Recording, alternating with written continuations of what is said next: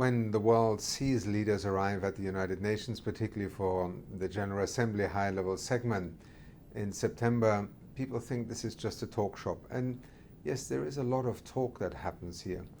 But it is also a moment where leaders are confronted with questions, sometimes from their counterparts in other countries, sometimes from the public. In New York, there was a major climate march yesterday. We know all around the world, young people are looking to their leaders for wise decisions, bold decisions. So the Dear World Leaders campaign is a way of bringing these voices right into the corridors. In fact, literally speaking, UNDP has an exhibit where heads of state and government are meeting, having their bilateral meetings with about 15 television screens, playing these messages from citizens across the world, young people, old people, academics, workers. It's basically a way of making sure that as people meet here, they don't forget that people out there in the world have enormous expectations of them.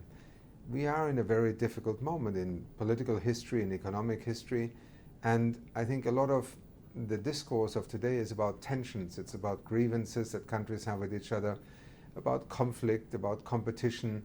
And I think what we're trying to also remind leaders about is that despite the differences, they have to find common cause, because many of the problems we're dealing with today are in part the product of lack of good cooperation, too many conflicts and tensions, and therefore an inability to act together. And the United Nations will always be an antidote to those who think that you can solve problems in confrontation with each other.